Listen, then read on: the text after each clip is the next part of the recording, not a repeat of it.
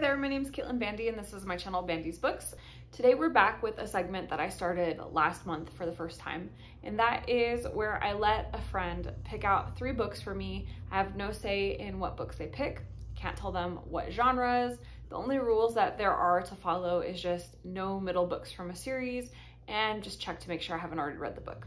But otherwise, free will to pick whatever they want me to read. This month, Melinda from A Web of Stories is going to be picking out 3 books for me.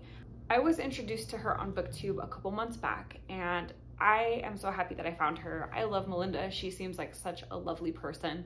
I love her content. We have a pretty similar reading style. I feel like she is a very diverse reader and covers a lot of different genres and things. So I'm pretty confident that she's going to pick books that I am going to probably like. So let's go ahead and jump over to a clip of Melinda talking about what 3 books she selected and why, so she can give you a little bit of an idea about, who she is and why she picked the books that she did. Hi, my name is Melinda and I am on Booktube at A Web of Stories. I am also on Instagram at Web of Stories, not A Web of Stories because that was taken, so just Web of Stories. And you can find my blog at awebofstories.com. And Caitlin at BandysBooks has asked me to recommend 3 books to her. And of course, I jumped at the opportunity. I've gotten so many great recommendations from Caitlin that I thought it's time to return the favor. So I picked out 3 books that I think that she would. So the first book that I have, I was thinking, what kind of books does Caitlin like? She likes books in translation. So last year I read a translated book that I really enjoyed, and I think that Caitlin will enjoy it too. It's called The Hummingbird by, let me see if I get this name right, Sandro Veronesi, and it's translated from the Italian by Elena Palla. So this is a kind of quiet book in a way. It's the story of a man's life, and he's not a notable person. He's not someone that people would think leaves a big mark on the world, but he does. He is proof that just we all affect everybody around us, and we all have value and we all have worth. And this book made me cry. I don't know if Caitlin's prone to cry in books, but if she is, that's coming. That's a possibility. She may cry in it. I love the writing of it. I had never heard of this author, and I don't think any of his other books have been translated into English yet. I'll have to check and see, because I would really like to read more of what he's written, because I did really enjoy this. It's set, I believe it's set in Florence. Yes, it's set in Florence, and he really brings the city to life. And it's not, the sort of tourist city that we always get, but it's just, the people who live in Florence, what their lives are like. There is a challenging element to this book in that it has a non-linear timeline. However, I know that Caitlin is up for dealing for something like that. So I hope she really enjoys this one. It's one that really left a mark on me, and we'll see what she thinks. The next book I have popped into my head after she was reviewing Stone Blind by Natalie Haynes.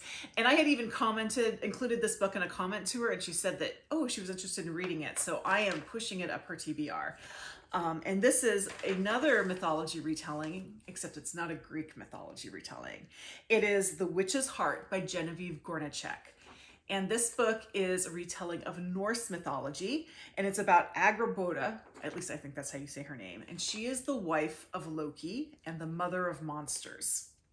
So this book is, first of all, beautifully written. The prose is just poetry on the page. And it does have that sort of almost fairy tale-like feeling to it, which I appreciate, because that's kind of what I think of with mythology. And the one thing to keep in mind in this book is that the weird quotient is super high. And that's not because the author's kind of got a twisty creative mind. It's because Norse mythology is incredibly bizarre. Greek mythology is totally vanilla compared to it. But so everything that's really weird in this book is actually from Norse mythology. This book is very, very faithful to the source material, which is great if you know that going into it. So you just know it's going to be very strange. And she doesn't back away from some of the very, very strange things that happen in this book. But even with that, this is just a wonderful story about a woman finding her way in life, dealing with loss, and, you know, figuring out to continue after loss. And it's a book with a lot of hope in the end. I really enjoyed this one, and I'm sure, I know that Caitlin's going to love this one. And finally, I know that Caitlin likes to read books, diverse books, and she's also not afraid to read books with sort of difficult subject matter. And so for this, I chose a book that I just recently read called Night Wherever We Go by Tracy Rose Payton. So this is historical fiction, and it's about 6 enslaved women in Texas in the 1850s. So there's some really notable things that I really appreciated in this book. The first one is that this is a very realistic depiction of what the institution of slavery was like. I think when in popular culture, the image that they try to give us is what's gone with the wind. And that's a fairy tale. That's not true. That's not at all what any of this was like. And yes, there were very wealthy plantation owners. They were the 1%. The vast majority of people who were enslaved were not on these big, huge plantations. They lived a very hard scrabble life. And while this book takes place in Texas, which was on the frontier, which makes it a little bit different than some of the other places, I still think this is a very true to life depiction of what it was like to be enslaved at that time.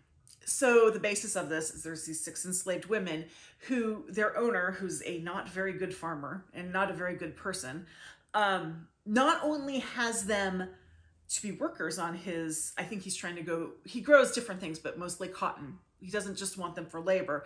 He also wants to breed them.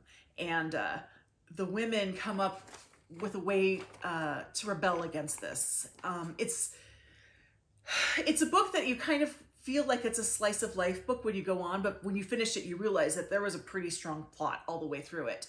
It also has a very creative narrative structure. So it is told in 3rd person and 1st person plural. So we get like different viewpoints, which are in 3rd person from the 6 women. But then when that's happening, the other 5 women are almost like a Greek chorus, and they're talking in the 1st person plural. It was very readable. It wasn't a challenge to read this. It was just very creative. I know that Caitlin likes books that don't back off from the hard stuff, and this book does not back off from the hard stuff. This book kind of hit me in the gut, and I'm pretty sure that it'll hit Caitlin in the gut too. So those are my 3 books, and I'm really interested to see what Caitlin thinks of them. We have pretty similar tastes, and I have enjoyed the books that she has recommended that I've read. So I'm hoping that this returns the favor. So we'll see what happens. All right, so you've seen Melinda's video with the 3 books that she's picked out for me, and let me tell you, I'm so excited. The first pick of The Hummingbird is a really interesting one for me. I do love reading books that are translations. I enjoy books that are written in different languages. It's always a lot of fun. And I love stuff that is emotionally complex. I love a family drama. This one sounds like it's going to be a little bit quiet and meditative and reflective. I'm excited about all of that. And to answer Melinda's question, I'm not really a big crier at all. Not in real life, not in regards to reading, not in regards to TV, anything like that. I'm not a super emotional, or at least visibly emotional person. Or at least visibly emotional person. Or at least visually emotional person. Or at least visually emotional person. I am internally emotional, but I don't show it as much. But I'm sure that this is going to hit me in the feels. I know that if Melinda had the response of crying to it, I'm sure I'm going to feel moved as well. And I'm so excited that The Witch's Heart got bumped up on my TBR. This is a book that I have been meaning to read for ages. That said, I can't say that I've ever read Norse mythology before, so I am really excited about this one. I've heard a lot about The Witch's Heart when it first came out.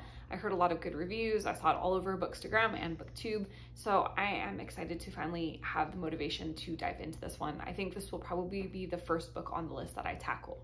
And Night Wherever We Go, gosh, this does sound like it's going to be a gut punch. When I was doing a little bit of research after seeing Melinda's pick, I was like, oh, this is like historical fiction. First of all, is one of my favorite genres. So I'm super excited to see a historical fiction pick.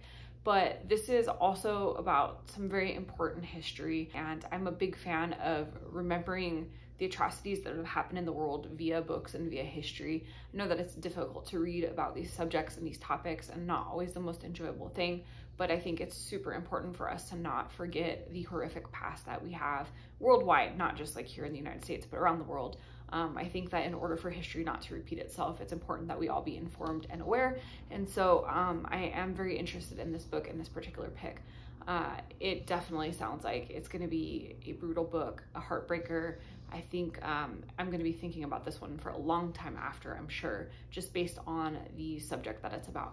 So I'm really looking forward to getting into all three of these books. I will be following up in about 2 weeks with reviews of all three picks and just kind of an overall, you know, assessment of how Melinda did picking out books for me. So I hope you enjoyed meeting Melinda, seeing the selection of books that she picked out. And if you aren't already subscribed to Melinda's channel, please go ahead and head over to her channel, A Web of Stories. I'm going to be linking her in the description, and give her a subscribe. She has really great content, and she gets her kids involved and they help her with like filming her videos and stuff. So it's lovely. It's a whole family collaboration. Really, really a lovely channel. And if you like this video, you know what to do. Hit the thumbs up, comment down below, and let me know, what do you think of these picks? Do you think I'm gonna like them? Is there any that stand out to you in particular? And if you're not already subscribed to my channel, you know what to do. Hit the subscribe button down below, as well as that notification bell, so that you never miss a video and we can see each other again soon. Thanks so much for joining. Bye.